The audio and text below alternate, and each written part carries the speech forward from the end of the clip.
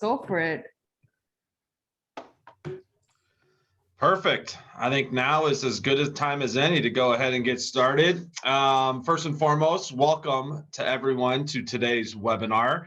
We have a great lineup of panelists in the Keystone Click webinar mini series. As Lori was just previously mentioning, this is our 5th time doing an expert panel discussion. We are incredibly excited about the panelists that we have in front of you here today, and they are here to share some of their best website design tips in order to help you at home and in your business continue to plan and grow.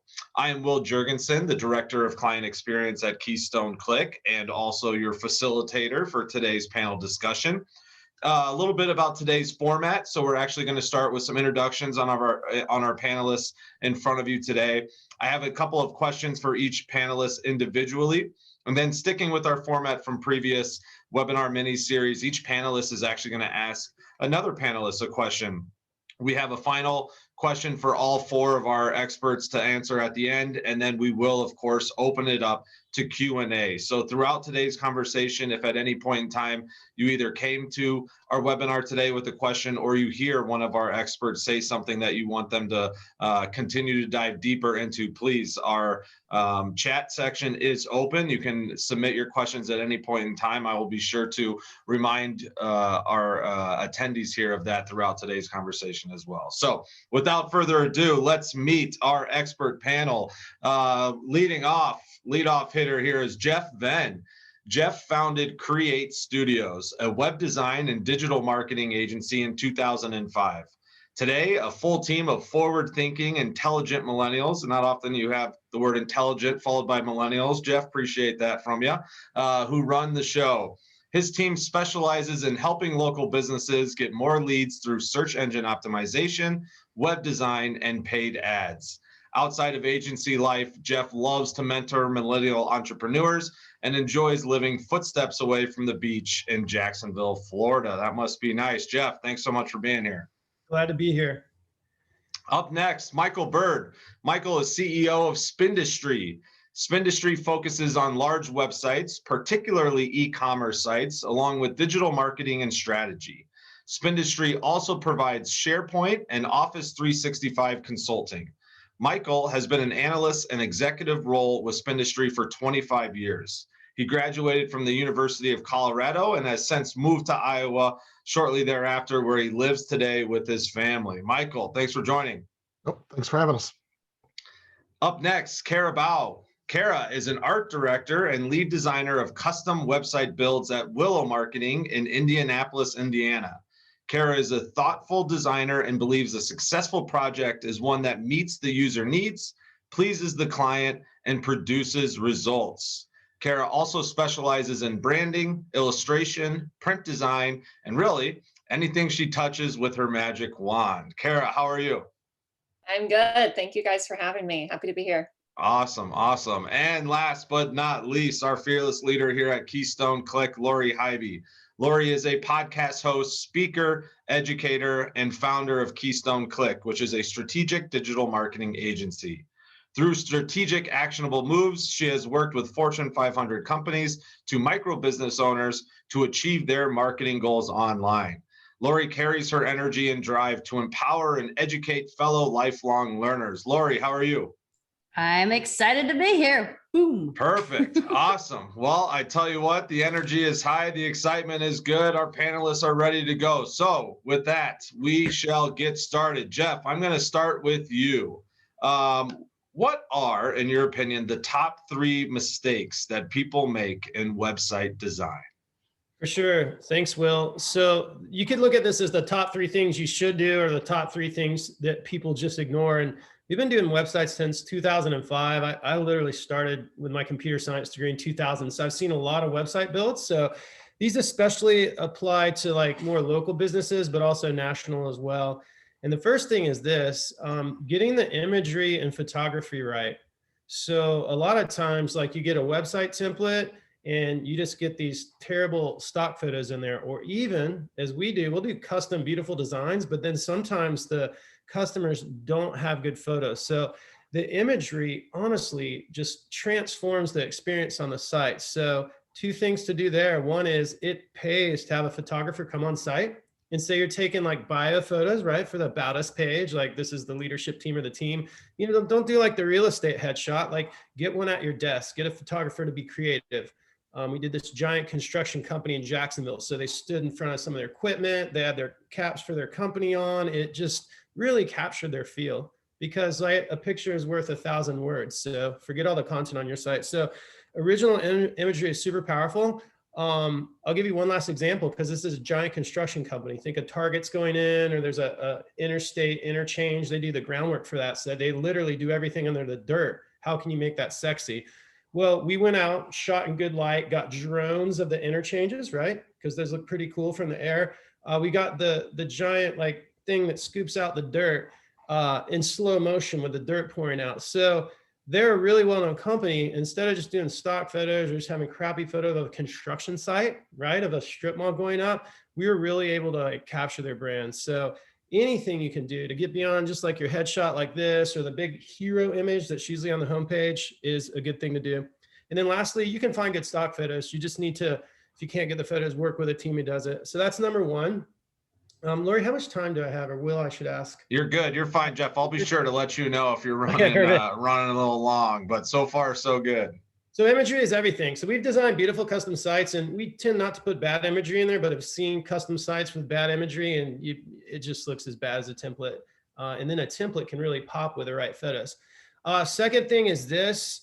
This one's a little counterintuitive, but let's just say you're like an AC company, right? Or we could take a web design company. Like everybody knows what a web design company does. So we could say we do websites and online marketing, but there's so many things under it. There's like custom website develop under a website. There's like hosting the website, maintaining the website after it's live, like templated sites, custom sites, like all this stuff just under website. So a lot of times companies will do those top level pages really good, like home, about us, services, but they won't like dig deeper and do those like third level pages. So I don't know about you, but a lot of times when I'm trying to finally decide about a company, I go on their about page. I want to see what their culture is. I want to see who their leadership is. I want to see how long they've been around. So if you just have like some crappy about page without even any names on it, versus like you have pictures of the leadership team with their bios, versus like maybe you have a group picture of your staff. That's an example of how to properly build out about us section. And it really applies with services, right? So I was just speaking to web design, how there's like the design, the hosting, the coding, the content management system. All these can be separate pages. And you could take that, in our case, to online marketing too. Not just paid ads, but there's Google ads, there's Facebook ads, there's Instagram ads, there's remarketing. So what that does is helps you with search engine optimization, because there could be some certain type of weird heat pump for the heating companies up north, and that'll dial you in. You could have a video explaining that new technology and why you need it. So it definitely helps with a search.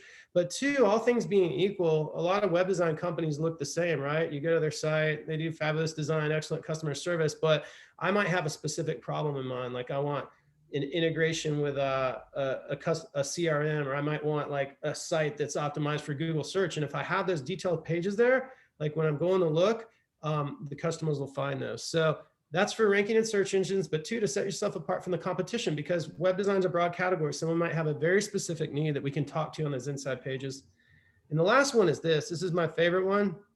A lot of times companies will just have a contact us or a phone number. That's like your call to action, right? That's the thing you want them to do. So I don't think too many people do this anymore, but a lot of times, just say it's an AC company or web design company like us, you'll hit contact and it's just some stupid form. It's like name, last name, phone, and then like a text box, right? Well, that's not the experience you want. If you're an AC company, you want to give them like a custom like comfort consultation or something like that. You want to say, hey, our guy's going to come by and he's going to inspect your home and do these 5 things, and this is what you'll get out of it. And then on the thank you page, you want like a picture of the staff and go, you'll get a call back within 2 hours or something like that. So going beyond just like contact us to like getting into like really giving someone value. So that is the call to action, the CTA.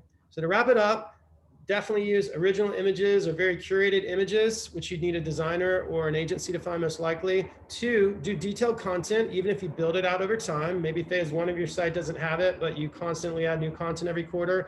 And then number 3, don't just have a contact us or request a quote. Like get creative. Like, is it a consultation? Do you get a free design for your backyard, if it's a landscaping company, things like that. So have a powerful call to action. And those are the three things that'll take you a lot further. I love it. That's awesome, Jeff. And I appreciate you taking the time to dive a little bit deeper into each of those and really kind of explain, how they benefit a website as a whole. So with that, Michael and Laura, your questions kind of piggyback off each other. So Michael, I'm going to start with you. When deciding to create and design a website, should our attendees and others, build a team internally, or do they partner with an external firm? Sure. Well, all bias aside that we are a web firm that you might partner with, but yeah, we talk with clients about this all the time. I think it's very valuable for organizations to have somebody internally that's an advocate for the web, that's an advocate for the content that's going to get updated, that may be doing the content updating, uploading photos, some of the things that Jeff was talking about, controlling content and stuff on the website. But, having a team internally to support your web efforts, like a programmer, a designer, an SEO expert, maybe even people that manage the hosting, all that kind of structure is probably a little too much for many to handle. If you've got ongoing needs and you can keep those people busy, 40 hours a week, 50 weeks a year, great. But many times you need those people for the year where you're building the site, and then you want us, to go away, and you need us to be able to pop up, when you need us. That's hard to do with employees. So oftentimes I just advocate for the content team, the marketing team. Some of those people could be in-house. If you can afford to have those people in-house, you can outsource that too. But the development team, I really feel like unless you're a bigger organization, a big insurance company, a big bank, et cetera, those kind of things, man, I think you got to think really carefully about that. I would certainly work with an agency first, for several years. And then if you decide you need to take this in-house because you're using people constantly, then so be it. But it's often more like a project. So I would definitely outsource a lot of it. Perfect. No, that makes a lot of sense, right? And I think a lot of businesses, small businesses, medium-sized businesses ask themselves that constantly. And so, Lori, then moving right directly to you from that question, it really kind of leads into it as these mid-sized businesses, are looking to outsource, what are the questions that they should be asking when they're deciding what web design company they want to work with? Yeah, there's a ton of questions that should be asked, and I find a lot of people aren't asking these questions, especially if this is the first time they've actually worked with an agency. But first and foremost, make sure that you ask about their portfolio and get some references. It's really important to make sure that you are comfortable with the look and the feel and the site experience that of the other sites that they've done. But also references, and you want to ask the references questions about what the experience was like working with that company. A question that's really important is, do I own the rights to my website? So some companies will actually charge you to obtain full access to your site files, or depending on the platform that the site is built on, you might actually never even have the rights to it, and you may be tied to that specific organization. So it really depends on what it is that you're trying to achieve with your website as to what platform you want. Another question is, will I be able to make changes on the website in the future? So again, there's platform, which is referred to as a content management system. There's a number of them that allow you to change everything on your site, and some are very limited on what you can and cannot do. So again, understanding what your goals are and what you're trying to achieve, and having that conversation with that developer, that agency, that whoever you're considering working with, so that you're both clear on what the expectations are of the website. Again, tons of questions you should be asking, but one that's really important that is often overlooked is, what ongoing fees should I anticipate? So oftentimes I find that people will win your business because it's a low entry fee, but then they really come in hard with the ongoing fees, and those aren't communicated and you're surprised. So it's really important to be clear again on the ongoing fees related to hosting or the maintenance or security, or if you want to make additions to your site. It's good to have those conversations up front before you kind of get in and married to an organization. Yeah, absolutely. That's huge, right? And I think it's super easy for a lot of people to completely just think that it's going to be a simple, easy project, and they just pay someone, and then they have a beautiful site, right? So really great insight there. All right, Carol, moving on to you. First, last of the first round here. You know, we've talked a lot about how to actually get to the website development phase in the first place. You know, who and where to go to. So let's actually dive into the website itself a little bit. And one of the biggest hurdles, you know, that a lot of agencies and businesses fall is content, right? Content creation, how to develop content, how to organize content. So, you know, you've spent a lot of time here. How should you organize content on a web page? Yeah, so I am a designer and I'm involved from the beginning of web projects all the way through the end. So I'm helping a little bit with planning. So I see a lot of that content planning. But where my expertise shine are in the actual design. So where I'm really playing a big role is once that content is created and it's given to me, I then have to take it and figure out how does that flow on the page? What needs to be prioritized? What does it need to look like? How should it show up on the page? And what I find helpful and what you should always ask when you are approaching the design of a web page is what type of page is this and who is it for? Because if it's a long form blog or article on a subject that's going to be interesting to an intellectual that loves to read, then it's probably fine to have a bunch of text and a few images thrown in, and because it's going to be consumed by someone that's going to be okay with scrolling through and reading and spending a long time on that page. But if your target audience is Gen Z and it's a super action oriented page, you're probably going to want to keep content very brief, have a lot of visuals, video, and highlight important content so they can easily scan the page and get the information that they need quickly. And you really want to think about the hierarchy and flow of the page. Because a lot of times I see, because when we build our websites, we're designing a lot of the individual pages and templates, and then we populate some of the content on the pages for our clients. And then we will hand off our website to them when we're completed with the project. And sometimes they have people on their team adding pages using the templates that we've created. But a big mistake that I see is a lot of times people will write this great content and then they'll just dump it in a text box, add a header image and publish it and call it a page and move on. When really you can really lose a visitor if you come to their page and there's a lot of text and they can't figure out immediately if this is the right page that they need or not, and you might lose their attention quickly and they might leave. So you really only have a few seconds to capture their attention when they land on that page. So you need to make it very clear what the page is about early on. And you can do this by really relying on some of those, really even the page title can actually help describe what's on the page, but then also using some bold and descriptive headlines and some brief intro copy that's really easy to find and read so they can immediately figure out, okay, like I think this is the information that I'm looking for, so I'm going to dig in a little deeper. And once you've captured their attention, you'll also want to think about how to get them from point A to Z and really everything in between. So some other great questions to ask are, what do they know when they're coming to this page, and what do I want them to do? What's the goal of the page? So you really are trying to connect those two dots. And then kind of organize your content based on that flow of information. What questions are they asking when they get to the page, and how does that lead up to them ultimately taking the next step or action, or sometimes a page is just meant to be informational and helpful.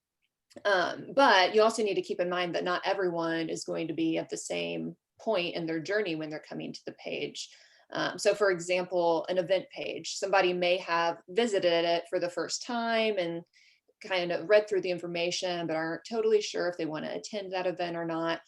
So they've left, they've thought about it, and then they came back again and they just wanted to confirm like the time or the cost or something, or maybe they came back, they already knew, I just need to register. So there's already, I just explained 3 different types of scenarios of people coming to that page, and you want to make it easy for all of them.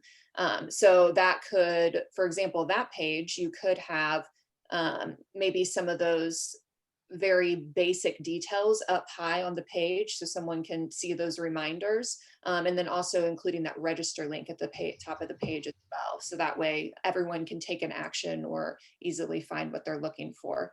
And then the last thing I would say, which I kind of mentioned already, is just make content scannable and really give real estate to the information that matters the most. Because a lot of times everybody wants to just, let's add a section for this, and let's add a slider and all these tabs and make everything have all these bells and whistles. But one, that can really slow down your site speed if you have all this crazy stuff on your webpage. So really try to dedicate all the flashy stuff to the really important information, and usually kind of higher on the page as well, because that's going to capture people's attention most, and they're probably going to spend the most time at the top there as well. And a tip that I have that I find really easy when just given a document of content that's just a bunch of paragraphs is really just going through and taking like that first sentence in a paragraph and turning it into a headline, or just bolding it to help break it up and kind of let people know like what that section of content's going to be about. And then if you see any types of like benefits or like list oriented information in the content, that's kind of a key that you could pull those out and turn that into icons or bullets, or provide them provide them with an image, or put them into accordions or something like that, just to make it a little more engaging and visually interesting. Perfect, right? And again, it's not such a simple feat, right? I mean, you just spoke in depth about, content and how it should be placed and where it should be placed. And I really liked how you talked about, what we call kind of like the billboard test, right? You have 7 seconds to make an impression, right? And so you have to be very strategic about that content in order to make sure that you've made the right impression. That's perfect. Thank you so much for that answer. And it really leads in then to, utilizing content, and we talk a lot about utilizing that content then for our ranking, right? So Jeff, let's go right back to you here. How can we get our websites to rank better? How do you build a site that ranks well?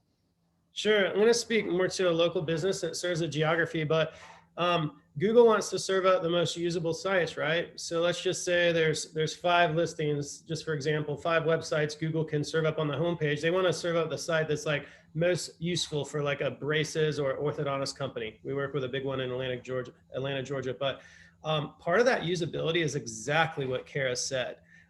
She talked about, using titles and headers and breaking content up and putting the most important information first. Google Analytics, like their tracking software, is almost on every website. So Google can actually see how people use the site, whether they get on it or bounce away, or whether they, click to like the braces page and they don't see anything and bounce away. So Kara is actually spot on. But I'm going to keep this answer a little shorter because it goes back to what I said in the top mistakes people make about not building out full website content. So let's just say we are a braces company or orthodontics company. There's adult braces, there's kid braces, there's payment plans for braces, there's Invisalign versus metal braces, there's colors on braces. In this case, they have multiple locations, and all that information at a high level, yeah, you could click on services and see all those different types of braces things, but you need to be able to click into adult braces. And when you get into adult braces, you probably want to talk about Invisalign, because a lot of adults don't want to have like metal in their teeth walking around at a more mature age. So like building out that whole journey of pages, organizing it real well. Locations, a lot of times companies will have multiple locations and they'll just slap it all on one page, when really you could almost make each page, like they have one in Sandy Springs, Georgia, one in Duluth, Georgia, and these are all subsidiaries of Atlanta, like subparts, having those pages built out. So I would just say, back to everything Kara said, just great usable content. And then think of that upside down tree, right? You have a tree, it's got branches and stuff. We'll flip it upside down. That's your home page. Everybody gets their main level pages right, about services, get a quote, contact us, but think a lot deeper and put that good content in there. And then lastly, have a website company tag it.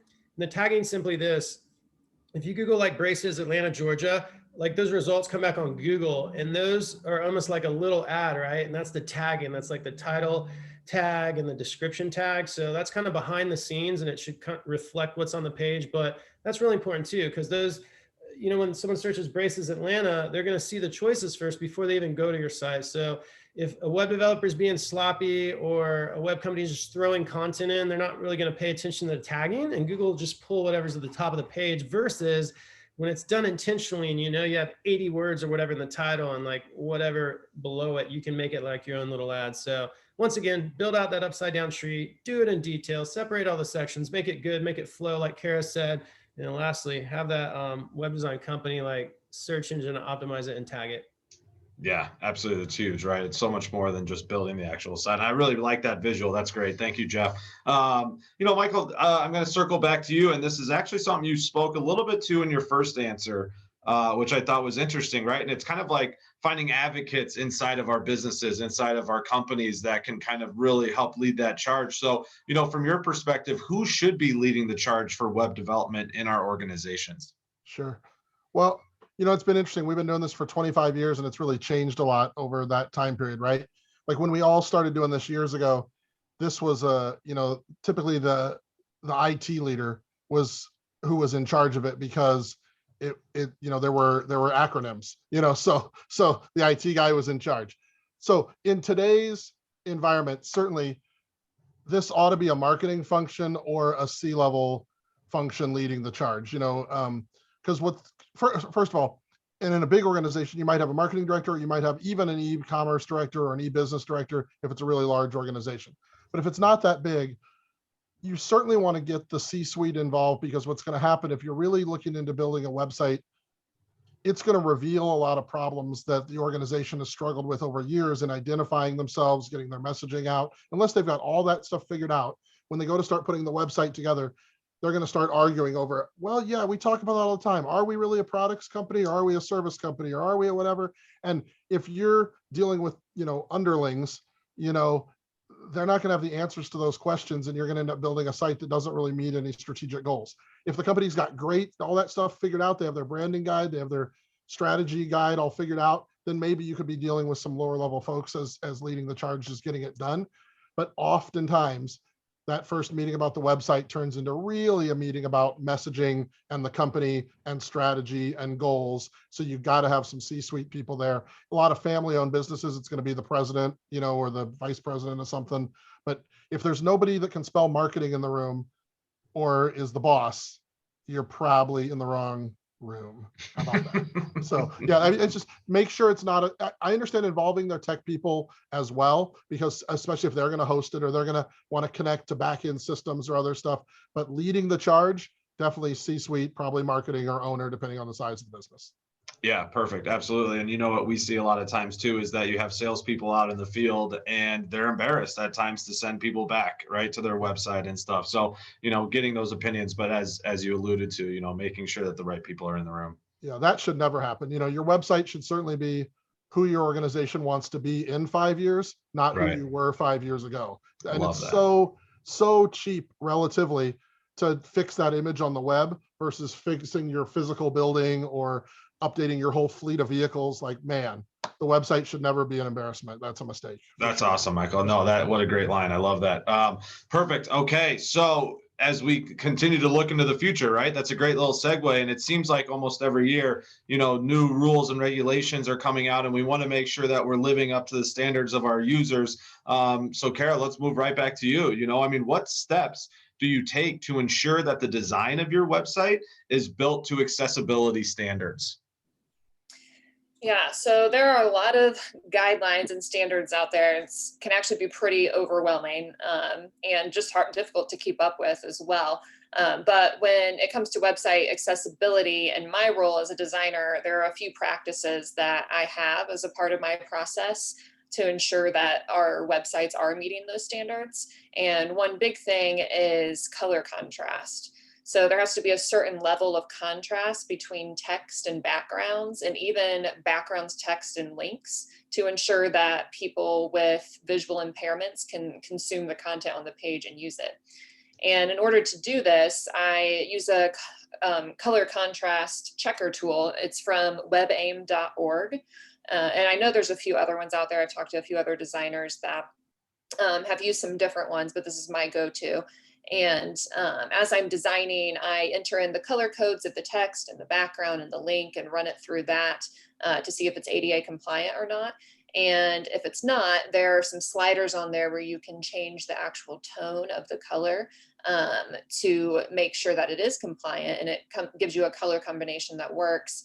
And I try to make sure that it still feels cohesive with the brand standards. And that's really something to keep in mind too, especially if you are getting ready to rebrand and you're coming up with your color palette. You might want to either make your main colors work in that way, or have a set of colors that are ADA compliant that you use for digital applications. And if you're not rebranding, but you are doing a new website, or if you're trying to improve the accessibility of your current website, you really just need to be open to the fact that you might have to tweak your colors a little bit to make them compliant. And something important, especially if you have a lot of people updating your website, you'll want to add those colors to your brand standards, or if you have like a digital design system or anything like that that people are referencing for that type of information, because you want to make sure that everyone on your team is aware of that. So you're consistently being compliant and you're consistently using the same colors as well.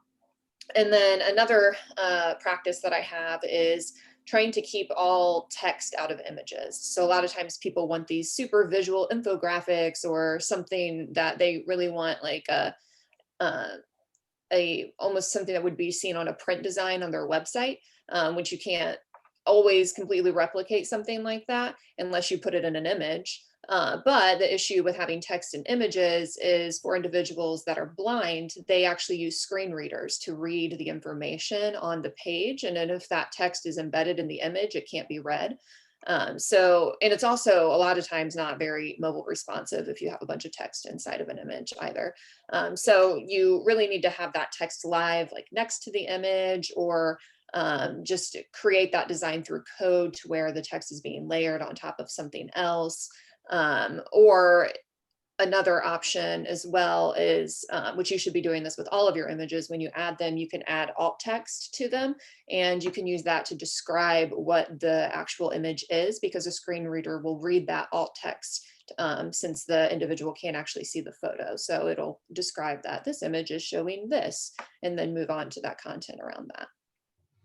Perfect. Awesome. Yeah, great insight. Not something I think many of us think about, right? But we need to be very, respective to everyone that's visiting our site. And it kind of also gets back to who's coming to your site in the first place, right? Of course, let's make sure that it's accessible to everyone. But again, having the frame of mind to really deep dive into who it is that's coming to your website as a whole.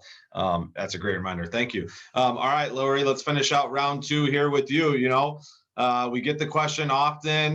You have a great reference to oil changes in cars when it comes to questions like this, a lot of the time. But, how often should a website be redesigned and or redeveloped? It's a great question. And I'm often surprised at how some people are surprised to hear the answer, actually. The short answer is every 3 to 5 years. I'd say 5 years is pushing it. And to really get detailed in it, I'm just going to put, we all have this. I have a lot of notifications right on my phone. How often are you getting a new phone? And why are you getting a new phone? You're getting a new phone because the technology has advanced and updated, and the software that you're using on your old device is deprecated. It's no longer, going to work. And that's why you get these notifications that, oh, this app isn't going to work on this phone anymore, unless you have to update your entire operating system. It's the same thing with websites and the technology. It's not just the website itself, but it's the server that it's hosted on, and that technology evolves. The content management system or the code that's used to build your site, that technology evolves. The browsers that your site is displayed in and how people view your site, that technology evolves. And if you're just sitting idle on your site and all this other technology around you is evolving and getting better and faster and stronger, your website's going to just slowly start to fall apart. The other side of that, not just on the technology side, but on the user experience side, we're constantly increasing our expectations for what we want on from a user experience standpoint on a website. So, when mobile became big, it became pretty standard to put the navigation at the top so that it had a nice smooth transition for a mobile experience. So you very rarely see navigations on the left-hand side of web pages. If you do, I'd say it's probably quite an archaic site nowadays. And if you are, it's an interior page, not your main navigation. Trends change, it used to be a lot of heavy text. Now it's really big, fun visuals to grab people's attention when they're on their homepage. So you want to be current. And I love that statement, Michael. Your website should be who your organization wants to be in 5 years in the future. And if your website is looking like it's, from the dinosaur age, that does not do a good job reflecting on who you are as an organization. So that's the long answer. The short answer, roughly every 3 to 5 years. Perfect. Awesome. Yeah, we need to make sure that the world understands that for all of our sakes. And again, it's not just for the business, so that we can go to websites that we're proud of. That's great. Awesome. Perfect. Well, thank you all so much for the questions from me. Now we get to go to one of my favorite sections, because I just get to sit back and listen to all four of you. But we're going to have the panelists actually ask each other questions. And so each panelist will ask a question, provide their answer, and then immediately move on to the next panelist to ask a question. So Lori, microphone is hot in front of you. Why don't we keep it going? Sure. I'm going to ask Kara, how can you boost conversions on landing pages? Yeah, so earlier I talked kind of just in high level general web pages, but now we're going to start talking about a specific type of page. So a landing page is everyone's different, but they all have to have some specific goal. So you're usually trying to get someone to download something or purchase something, or really you're just trying to convert them into a lead or a customer. So they have to be very focused on that goal. And so although they're all very different, there's a few rules of thumb that you can follow for each one. And these usually will help the probability of conversions. But something to keep in mind also is that you can test your landing pages as well. If they're not working, try to figure out why they're not working, or maybe do an A/B test to see if this headline works better than this headline of catching someone's attention. But some of those best practices are, one, you want to be consistent with whatever ad or email or web page the visitor is coming from. So you should use similar language or imagery, or it should even be like a continuation of that messaging that they saw that led them to that spot, so they feel like they've been taken to the correct spot. And then all of the content on the page should be very clear and concise and focused on that purpose of the page and whatever that primary action is that's going to convert them into a lead or customer. And most successful landing pages have the most important information at the top. And they should be able to understand what the offer is, and even really be able to take that action immediately when they get there. But you also, once again, want to provide a little bit more information for some people that maybe aren't ready to take that action yet. And that could include some images of the product or the service that you're offering, explaining what the benefits are, but really just trying to keep it very focused on whatever you're offering. And all of the information, once again, should be easy to read and scan. You just have those few seconds to capture someone's attention. And I mentioned some of these things earlier that you could use to do that. But once again, just using headlines and visuals like images, icons, infographics, videos are great for landing pages, bullet points, or just really anything else that can visually break up the paragraphs and keep them engaged. And I've mentioned that it needs to have an action. And this action really needs to stand out on the page. So that could just be a button that takes them to a form or download something, or you could have a form on the page as well.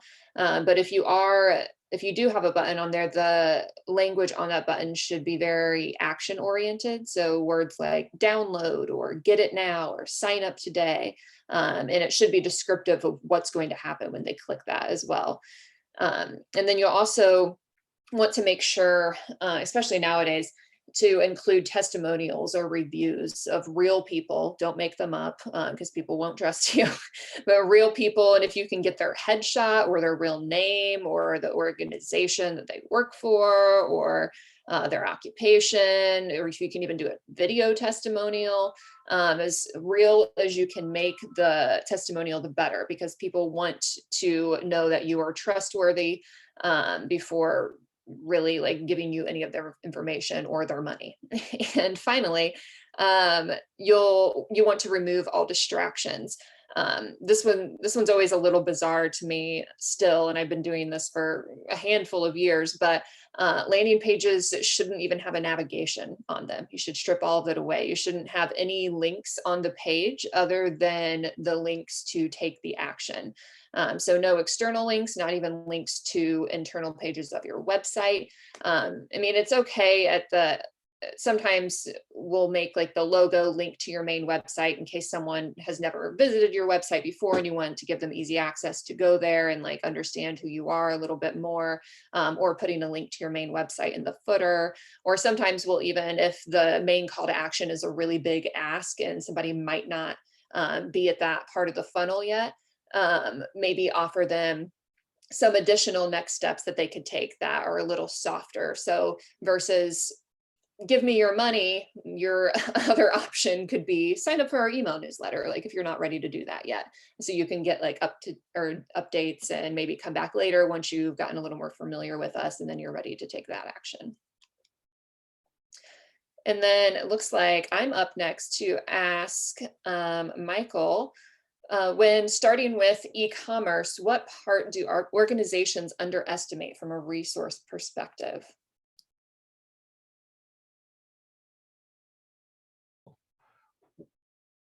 All right, am I unmuted now? It wouldn't be a Zoom call unless one person did that. So I thank you, clicked on Michael. something wrong and now I'm just looking at a picture of myself, which is very unnerving. We needed it. But anyways, so yeah, so how much time do we have? Just kidding. No, but this is a whole big topic we can talk through. But as far as when doing an e-commerce site, a couple things. One, first of all, you have all the same concerns you've heard everybody else talk about with building a regular website, right? So you got to get on agreement on the same page. You got to find images. You got to get content. You got to do some SEO work, all the things you got to normally worry about. But then if e-commerce specifically, I'll just highlight a couple things. What people really underestimate is two big areas. One, so now instead of a few pages, right, you have 1,000 products or something, or 10,000 products or 100,000 products. Where are you getting the pictures, the information, the pricing, all that stuff, and how are you going to keep that stuff up to date? So you have a lot more content problem than just a regular brochure site, right? So that's a big thing.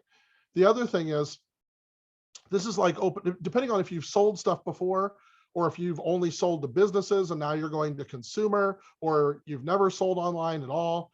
This is like opening a branch office, not building a brochure, right? This is, what if you haven't talked about all the business rules? How are we going to do shipping and taxes? And do we have pricing tiers for the customers and all this stuff?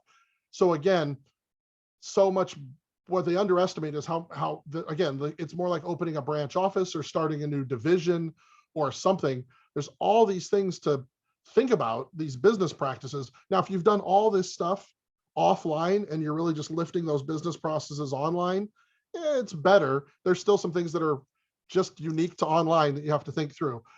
But especially a business that's like going consumer for the first time, when they're going e-commerce as well, they just have to really think about how much business process they're just biting off and what they're about to go into.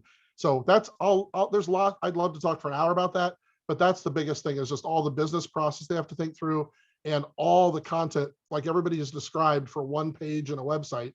Now multiply that need for 10,000 products that might be going out of stock and new and get updated once a month. So there's just a lot to babysit around all that. But of course, the opportunity outweighs it to go there that way and grow your business. You can make the case for it, but it is a lot upfront, especially to consider. So I'll leave it at that. And again, if anybody has any questions around that, I can talk about that stuff for an hour. So anyway, and Jeff, I'll go back to you. You talked earlier about, 3 things people need to do and all that stuff. And, it's hard to get business and get started sometimes. But I guess my question for you is, what typically for you holds projects up? Where do people get stuck, somewhere after we've gotten started? Sure. So If that ever happens to you, if it ever happens. not really. Well, we have a fix for it that some people bite on, but we've done hundreds and hundreds of websites, probably in the high, like maybe closing in on 1,000. But anyways, it's the content always, and I'll keep the answer short, but like we've had to, doing a website's a huge project. Let's just say I take a do-it-yourself builder like a Wix or a Squarespace, and like I personally tried to use Wix. I had to do this to build out my jeffvenn.com personal brand page. And that project, even with a template and the content and all that's like 30 hours of my time, like dragging and dropping and figuring out Wix because I don't know it. So the website in of itself just like can be so time consuming, let alone the content. So I keep talking about like this braces company in Atlanta. You think that staff at 30 is going to write the content? You think the leadership team is going to hand it to like the head braces guy and the office admin and all these pieces? Heck no. And then take into account everything Kara said. Kara's spot on readability, on length of text, on all these bells and whistles. So content is always the delay. And when it's not done right, or it just doesn't come in, it just makes the projects go on forever. And of course, like you as the customer get frustrated, and we do. So whenever possible, pay for content. Like if, say you're like a little boutique law firm, like do it on the cheap. Like if the web company can't do it, find someone for $400 or $500 to like write it out for you and kind of work with a web company, or just invest in that time. Cause it's kind of everything, right? If you do like a really good site, but it renders funny and has all these images and all this just garbled up stuff, or it has an amazing flow. So content is what always holds it up. Our solution now is when the clients get stuck, because everybody's budget conscious on websites, we just be like, hey, it's been a couple weeks, we're glad to write it for you. And a lot of times they say yes, and guess what? They're super happy because they're in a lot of pain and it got done. So don't underestimate the content. Get it professionally done if you can, or like really get someone on your staff, or like, I don't know, the owner's niece who's an expert writing major who can interview and do it right, just something to get it done and be aware of it. So that would lead it. And I referenced a little bit, do-it-yourself sites, right? Because you can get like an agency to do it, or there's all these builders out there. Lori, what do you think about do-it-yourself websites versus, having them done by a marketing firm? Sure, that's a great question. Before I answer that, I'm just going to piggyback on your answer on the content, because that is 100% the biggest challenge. And even in our discovery phase of just learning about a potential opportunity, I always ask on the content, I say, even if you don't hire us, start working on your content now. So if you're thinking about doing a new website, start working on the content now, even before you start talking to someone. Okay, now DIY websites. There's some amazing tools out there that really allow anybody to just build a site on their own. The hurdles or the challenges that I see are, first and foremost, like you said, you spent 30 hours learning how to use this tool. Is that really the best use of your time?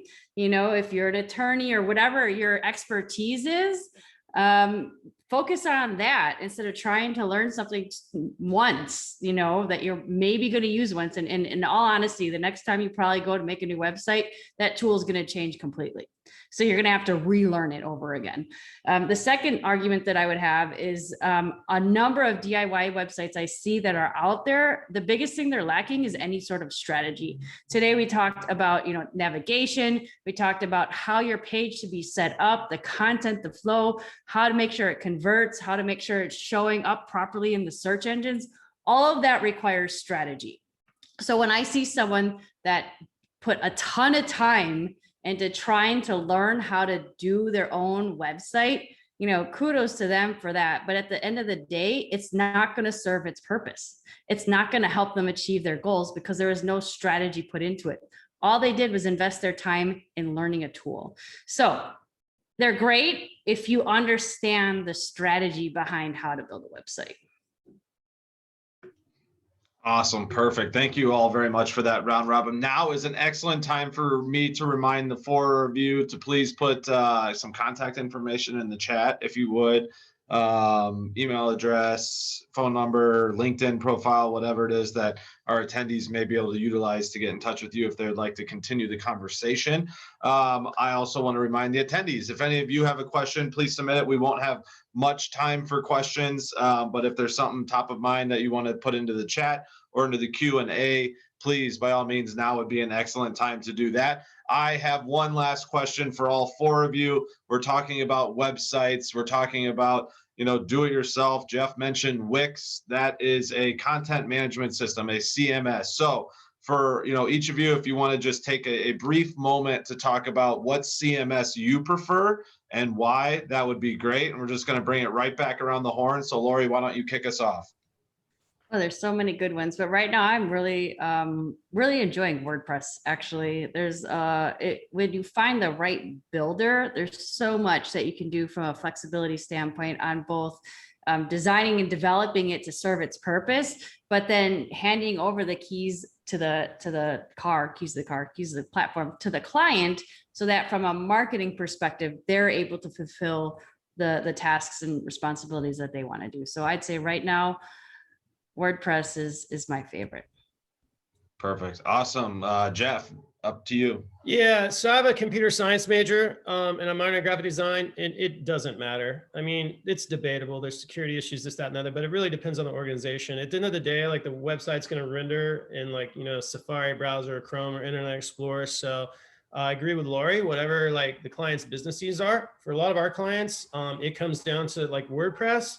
Occasionally we do the do-it-yourself sites on Wix because you can kind of drag and drop. You don't have to like involve a coder. And then lastly, for e-commerce, and this is just our preferences, Shopify is just so easy to use, so solid. So once again, really doesn't matter.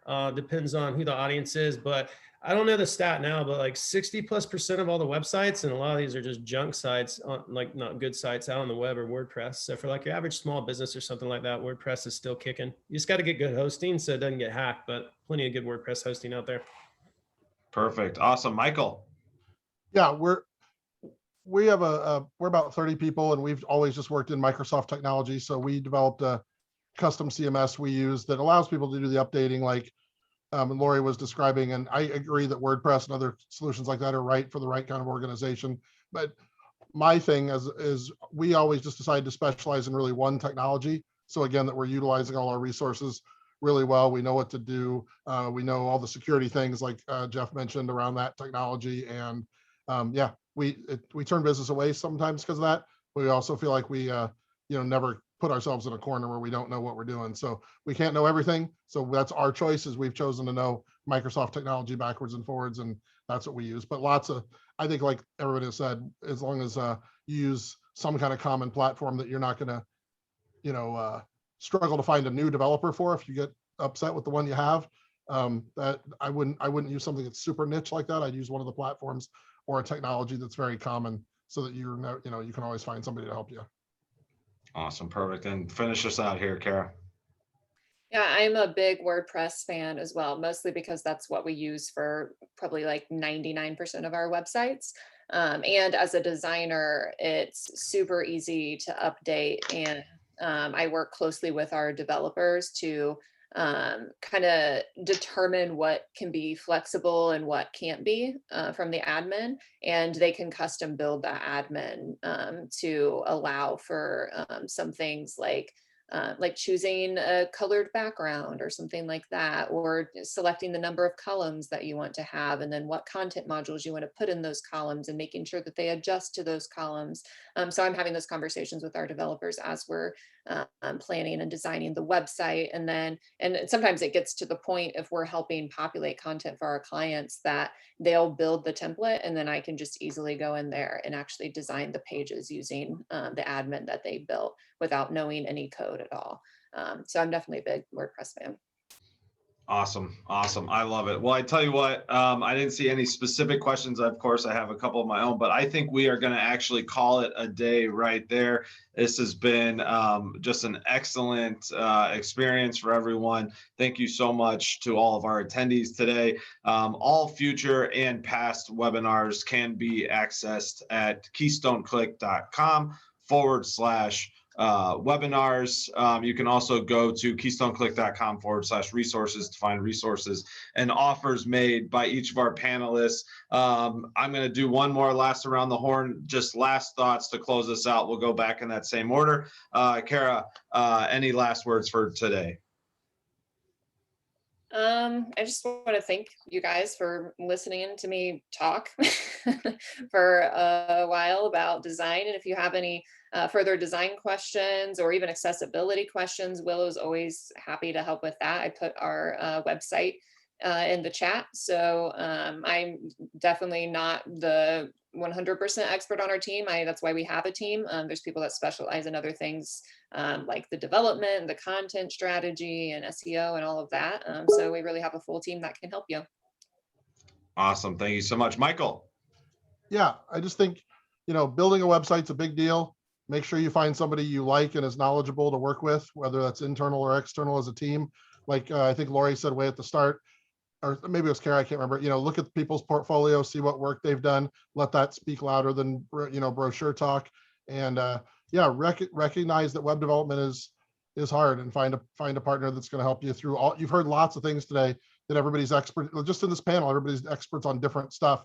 Nobody can know everything. So it's hard to take this on yourself. So, find somebody who knows what they're doing and focus on your business, and the web's a great opportunity. So that's it. Perfect. Thank you, Michael. Jeff. Yeah, so we've heard from different agencies, from e-commerce to some of us doing similar things. And yeah, I agree with Michael's thoughts. Do a discovery session, get to know someone. A lot of people can execute websites pretty well, like agencies and stuff, but it's a cultural fit too. So we find that, when we're doing work with people we really like, that we vetted a little bit, it goes well. And these discussions we had, if you're out there and you have those questions, and maybe you're really concerned about SEO or like my staff being able to edit it, just unpack those. And if you get answers like this, like honestly, anyone on this team, I would like move forward to like the proposal phase or see what was in it. It should feel good and feel like this. So hopefully you walked away with some awesome insights and, got a smorgasbord of some pretty qualified people speaking to what they know. Yeah, no question. All right, Lori, finish us off today. Well, one of my favorite words is strategy. So whenever you're working on your website, I would say don't just jump in, but definitely invest the time in making sure that you're building a site that is really focused on a clearly defined goal, and that you really understand that ideal customer that you're trying to get engaging with you on that site, and be strategic about what it is that you're putting together. As said, this is something that's going to live for a long time. It's your 24/7 salesperson. So it makes sense to make the right investment from the start, as opposed to trying to do Band-Aid fixes and just slapping something together.